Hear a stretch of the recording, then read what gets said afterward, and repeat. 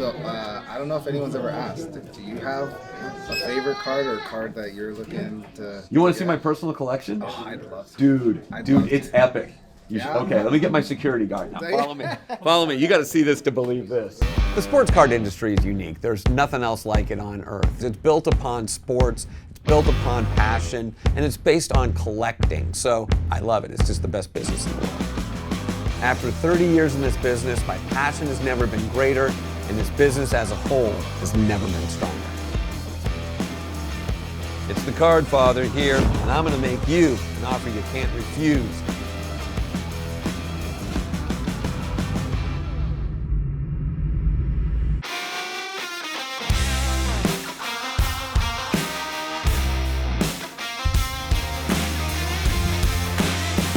All right, back to my personal collection. All right, excuse the mess that is my office. You're about to die laughing. Okay, come on in here. All right. But just read the names. He's Lecoq, Dick Felt, Dick Shiner, Dick Wood. I love it. J.R. Cock, Henry Ball, Dick Canan, Octopussy, Dick Harder. That right there. You see what that is? Oh my God. Dick Post, Dick Bumpus. Bumpass and Wang Dong. This is what makes me laugh. This is my personal, this is the Cardfather's Privates collection. That's my personal, I don't have any cards at home, believe it or not. No way. I got a 42 million card collection and it changes daily. You know, it basically came down to one day I saw a Dick Trickle card and I'm like, oh my God, that is so funny. Put it to the side, and then I'm like, wait, there's got to be other crazy names like that out there. And there's one white whale out there, the one I haven't gotten yet. His name was Chubby Cox, and he played basketball, kind of like minor league basketball in the 70s. Really hard card to come by. So if you have that card and you want to make the Cardfather happy, I'd love to add it to the collection.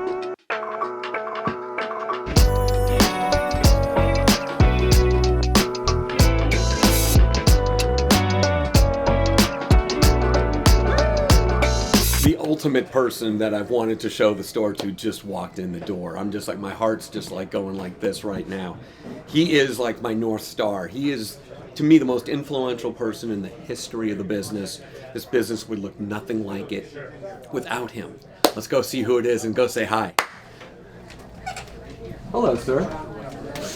Hey, Rob. How you doing, buddy? So nice to see you. Diane. Hi there, nice to see you again. Me, as someone with a humble origin story growing up, this gentleman was in the ivory tower, someone I could never speak to.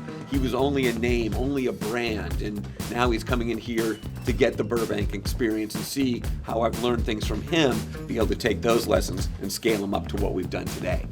We're going to show Jim Beckett around the shop. I'm just like, this is the coolest thing ever. Oh, real quick, I need to introduce you to the man, the myth. Ryan?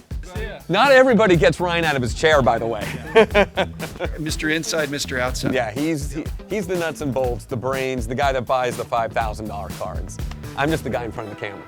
You buy the 5,000 cards. I buy 5,000 cards, good point. This, to me, is the epicenter of the whole industry. So you're in the middle of a deal? Yeah. Always. That's Ray up front there. He's at that station all day buying cards. That's his job. This right here, when you walk in, and so they line up outside and they surge in, what other shops do this? And then he has to put lunch down, otherwise he won't get to eat. And we can do up to 50, 60 names in the course of a day because we provide liquidity. So why is liquidity important? It's everything in this business.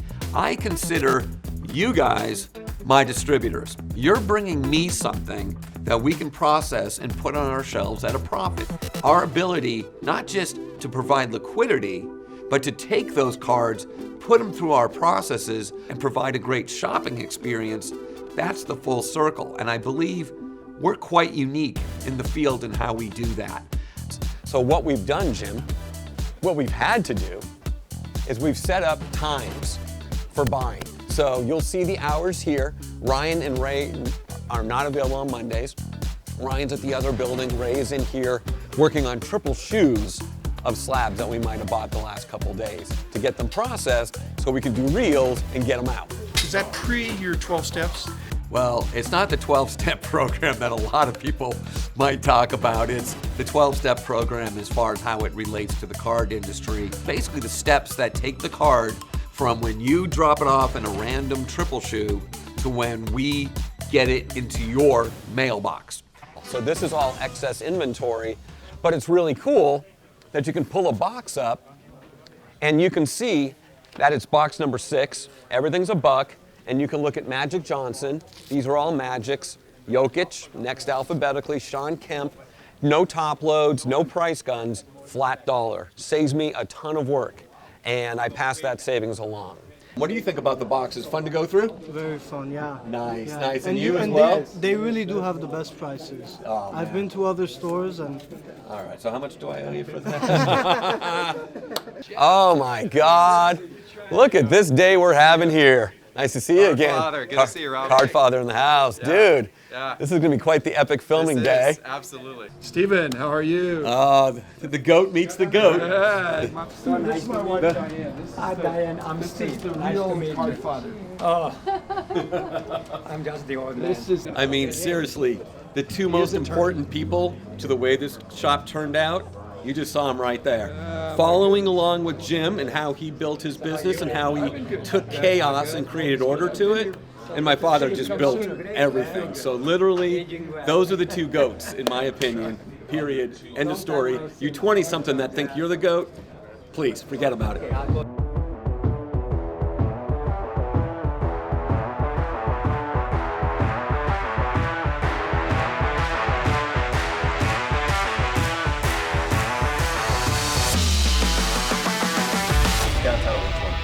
Basketball 1-in-1. That's also 2019. There's 2 cards. Yeah.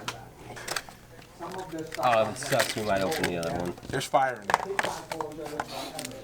7 cards, baby. Trae Young, red. And the Trae Young is the 5. Ooh, damn. Okay. It doesn't grate very well. Name will come Pelicans. It doesn't grate very well because of foil. Oh! Out of 10. When we were talking about this earlier, but I didn't even remember buying the Curry auto because it sold so quickly. So that's the kind of stuff that we like to be able to buy, that fresh, pack pulled, mint inventory, put it out for sale. And then if the customer wants to buy it and go get it graded, great. If they want to trade into it, go get it graded, great. That is crazy. That is a crazy pull. Wow.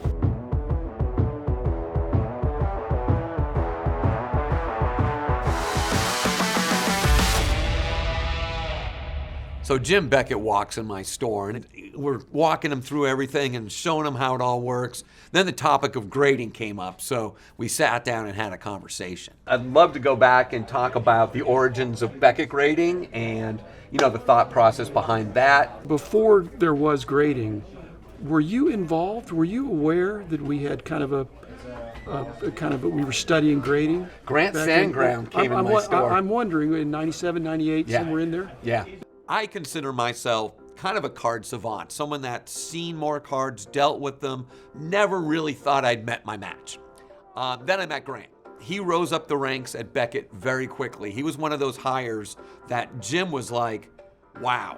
But yes, Grant was in my store, and he brought the question, how about the why? Why is it the 10? Why is it the 9? And he's showing me the design, and he goes, what would you think if we had subgrades? So he created an algorithm across the surface, edges, corners, and centering that would let people know the overall grade cannot be more than 1 point above the lowest attribute. And he wanted to go through that. He wasn't satisfied with generalities. Right. It had to be specced out completely. Right. That really engendered a lot of confidence in the buyer and the user and the understanding of the brand, that we weren't just a black box that you couldn't figure it out. Like you said, the why. That was a big deal. I've graded as many cards as anybody because we have a tremendous amount of raw cards that we've always sold online. But I can pretty much, in the matter of 3 seconds, know this is either VGEX or X. All the other grades go out the window.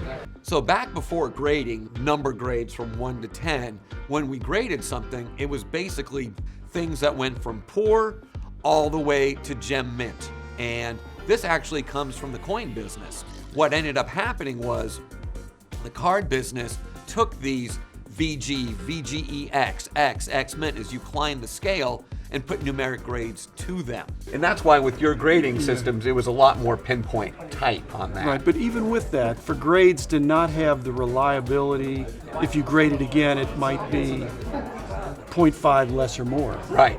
That people think that's terrible. Right. When I don't think it's terrible. I think you could even have that if you looked at a card one day. Oh, yeah. And then 3 months later you look at it, it was VGX one day and X 3 months later. Right. Just because of other cards you've seen in the interim. Now, what do you think about artificial intelligence? There's all this talk now. I think it's helpful. I think and it's I helpful hope it's too. helpful. I hope it'll be increasingly helpful. But I'm not sure it can be the whole enchilada. As I said on my podcast, I had the new CEO of Beckett. I talked about that, and he said, we're really looking to bring artificial intelligence elements into the process. Sure. We need to have something that literally, if I sent the same card 10 times to PSA, it has to be the same grade each time. It's not right now, and everybody knows that. You'll still need the human element to some point, but when it comes to so many of the attributes with technology today, I see a day really soon where it's all machine learning. Again, so cool to have you here. I think some really cool content for our watchers out there would be Jim's reaction to the warehouse. It's been long enough. You ready to go over there? You're killing me. I know, we're going right now. Never mind this madness here. This is all kind of a staging area, but the shop actually starts as we work our way back here.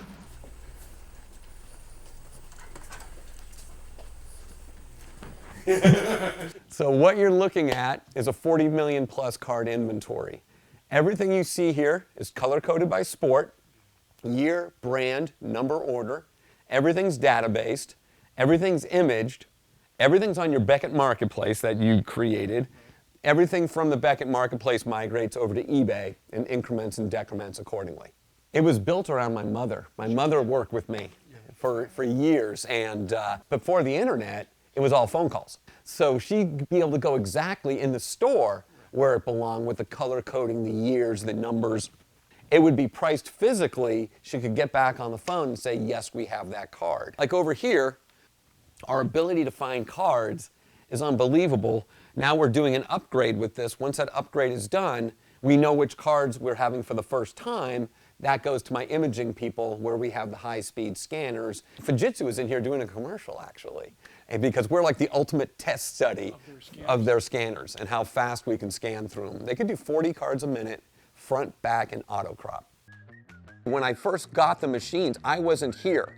My guy George, who does our tech things, got the machine in, and I called him, how'd the machine work out? He goes, Rob, I was able to process a whole 1981 top set in 14 minutes. There's 726 cards in that set. It would have taken hours, if not all day, to scan it before. Now it was 14 minutes. That showed me that we could literally scan the entire building. So let's just say, for example, we're looking for a basketball card. Let's say 2017-18 Panini status number 42. So what we're going to do is this bay is even bigger than this one. And you got to go to 2017. So you're passing all these years. Again, you know yellow is basketball, so you know where to be. And then once you get to 2017-18, then you know it's optic, hoops, contenders, and you can go right down to status right here. All the base cards are in order. All your inserts and parallels are in order as well. So somebody that knows nothing about cards can be useful in here within 20 minutes. Okay. Just hats off to you for the organization. I think it's just, and Peter, you can't just think, oh, I'm going to organize it. It's first get the cards in order. You get them labeled, get them boxed. I mean, there's thousands of dollars worth of cardboard. The biggest pain point, Jim, is the imaging.